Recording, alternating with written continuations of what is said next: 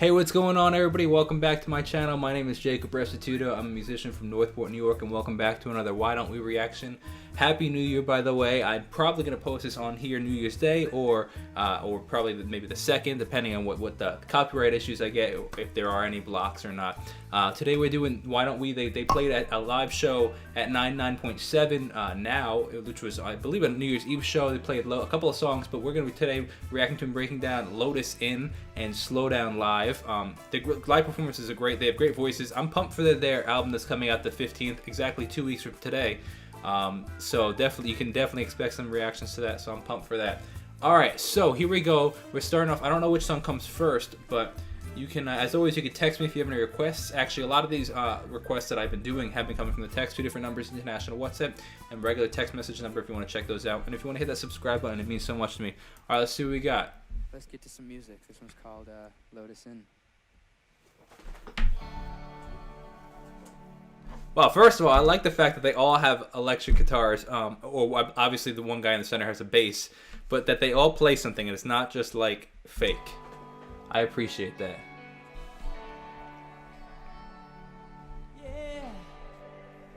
I saw you moving on the dance floor. Nice. Nice echo.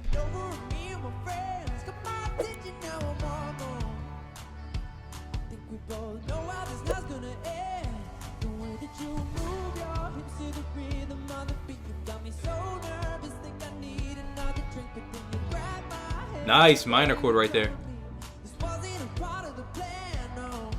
Oh, you see that thing that looks like a bendy straw right there?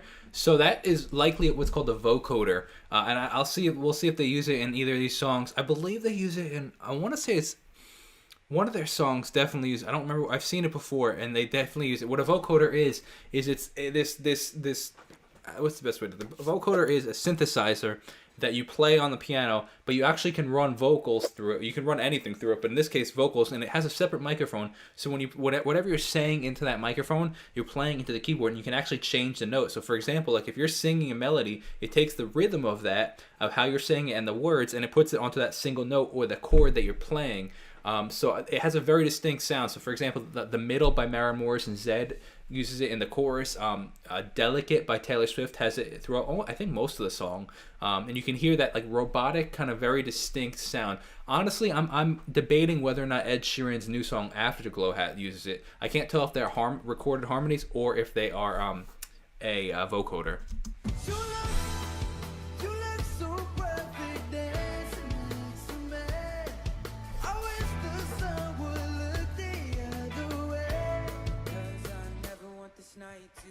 Nice, you can hear the panning, and you can also, so the part that I appreciate is the fact that it's actually live. Like my wife and I were watching some of the Dick Clark on New Year's Eve, rockin' New Year's Eve, and it's like some of it, like there's no way it's too perfect to be live, and I think that that's sad. It's like we're musicians, myself included. Like I hope I never get to the point where I'm lip syncing to my own songs. Like it's just I appreciate. I think there's such a desire for perfection that people get so lost in the actual just people. You know what the best example actually I want to say is, what this is gonna sound whack for a sec, but hear me out. I honestly think that what happens in music sometimes is like Instagram versus reality, and also now TikTok. So hear me out. So I love this kind of stuff, and I think that this is pretty interesting. But like TikTok's just raw videos, people filming stuff on their phone with their friends, and then it goes viral. Where Instagram is like this whole like, oh, let me post for a perfect photo, let me edit it for 13 hours, and let me debate whether or not I'm going to post it. And I think that that's what happens with the live performances. People are like, you know what, I want it to be so perfect that that I'm not even going to sing, and then they lose the flavor of it, and they lose the realness of it, and it just sounds fake. Where here, you could actually tell that it's live, and it brings a whole extra performance to it.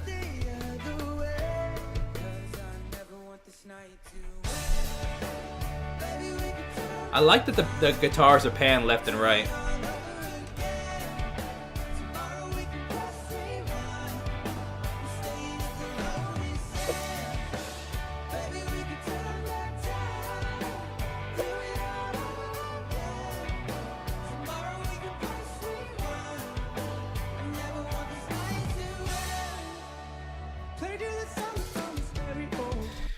That melody is actually pretty high. They sing it. You could tell that they're when they're singing it that they're like not totally used to singing it live yet, just because they haven't sung it a ton yet. Like you know, like some of these other songs, like Eight Letters or you know, Chills, or any of these others, they've sung 1,000, or What Am I?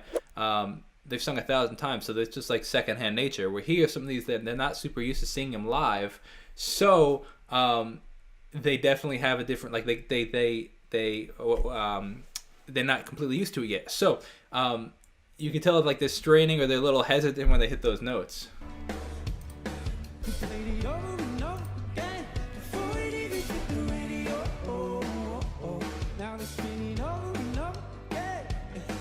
That guitar melody is killer though, man.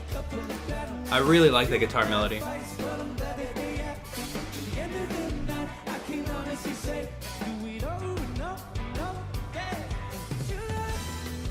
So one of the keys, one of the ways you're able to tell if something's live or not is the microphone.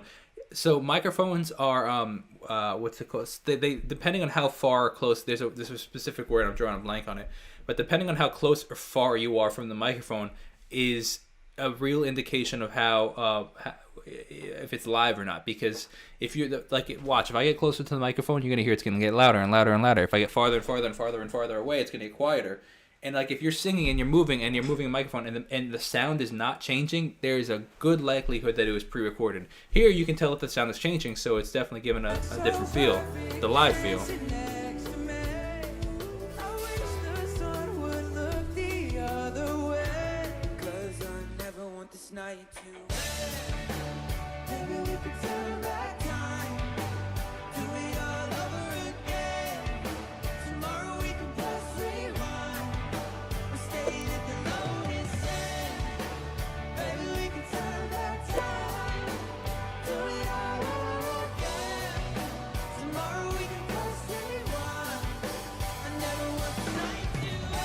So you see how the lights are perfectly in time with the music.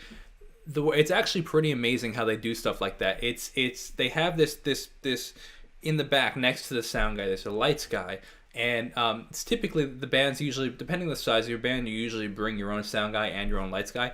And they likely have what's called in-ear monitors. Well, obviously they have in-ear monitors, but they likely have in their in-ear monitors a metronome, keeping them in time, like 1, 2, 3, 4, 1, 2, 3, and keeping that in specific time. So that being said, they can know where they are in the song, and they've done these songs 1,000 times. So it's like, okay, at 2:22, like minute 2:22, we know that we're gonna have that like da da da da kind of, you know, feel to it. So we're gonna pre-program in the lights to match with the music, because that's likely how they're doing it, unless they're playing to tracks, which a lot of artists do, which I'm not necessarily opposed to. I think as long as you're playing live with the tracks, I think it's pretty cool. You're utilizing modern technology. When you're playing the tracks, you're actually playing along to a song, and sometimes they'll add their own instruments. So for example, like there could be like a synthesizer riff that they're not able to reproduce live. But that being said, you have to stay perfectly in time with that track. So now you have you can actually time the lights with that track.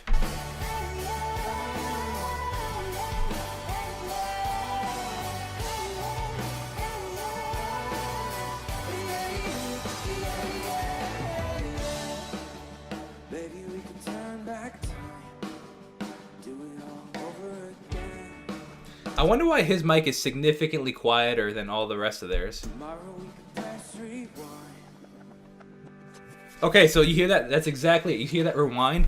They were likely playing the tracks. Unless somebody triggered that with like Ableton Live, they're likely playing along to a track, which is fine, because you can tell that the other stuff is live, that the guitars are live, and stuff like that. The drums are definitely live too. We're staying at the Lotus. Baby, we can turn back time.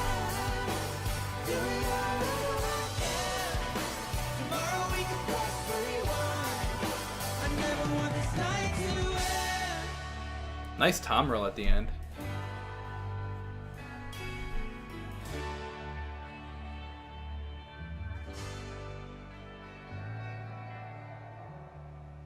One of the hardest things when you're making a track to play along to is deciding what stays and what goes, what you're going to play live and what you're not going to play live. And that's one of the things that is, I think, a something you have to do that's very tasteful. You have to decide, well, okay, how am I going to make this live, but also how am I going to make it feel live, but also feel, full too. So it's a very interesting decision. That was killer, man. really good. I think that was a really great rendition of Lotus In, especially because it's a relatively new song. I think I was just looking actually recently at some of my YouTube analytics, and but I just happened to realize that song came out around December 3rd, December 4th ish.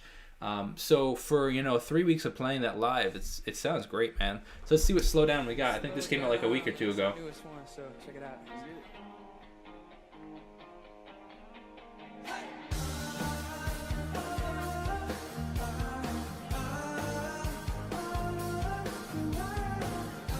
Dude, the drummer's killing it, man. He's a very talented drummer. Very talented. I don't think he gets the recognition he deserves for being a drummer. Very talented.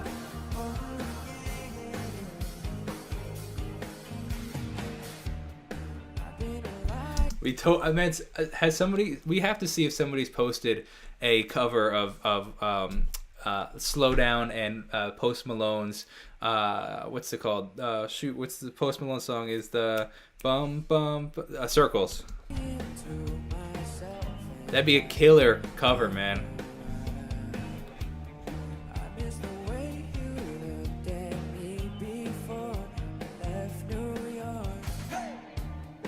Nice.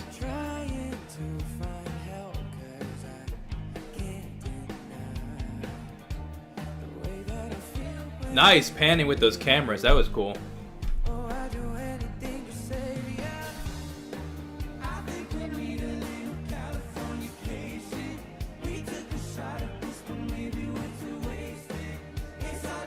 Wow, that's a killer line. We took a shot at this, but maybe we're too wasted. Like, almost like a pun, because he's saying, like, he's talking about alcohol, obviously a shot, but he's not, because he's saying we took a shot at our relationship. That's really interesting.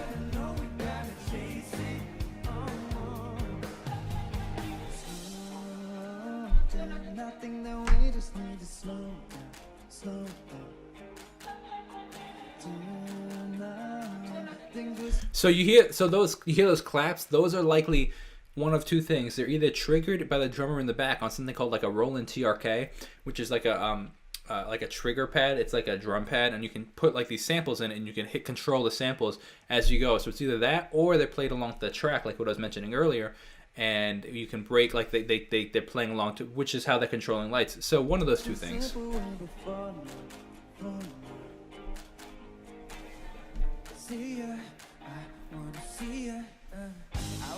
I like that. So let's rewind it for like 10 seconds. I like how they had that. You'd expect it to come in that second part of the verse big, but they keep it up for the first measure, and then they come in with the drums and everything after right here. Right here, you'd expect it to get big. Right here. So right here, you'd expect it 4, but it doesn't. It keeps going slow, and then it breaks what you'd anticipate, so which is cool because it draws you back in. You're like, oh, I thought it was gonna get big. Oh, it didn't. Oh, wait, it did, but just later than I thought.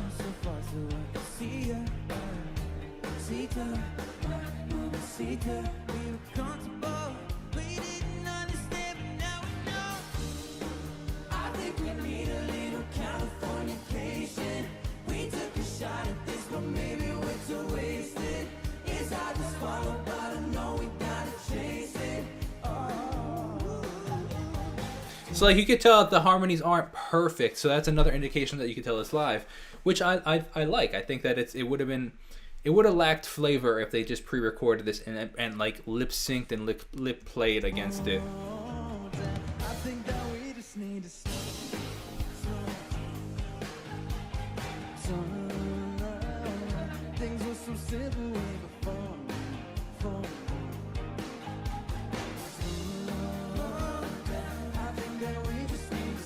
Nice, you hear that walking down guitar riff?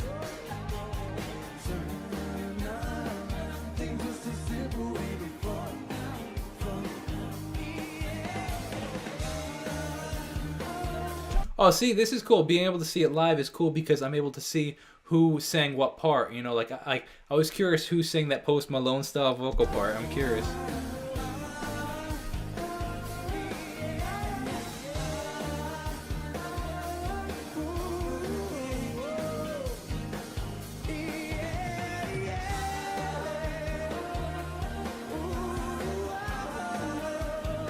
Daniel's got some great grit in his voice, man.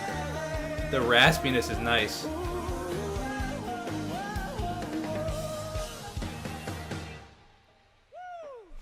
Very cool. Thank you. Oh, how y'all doing? Bay Area.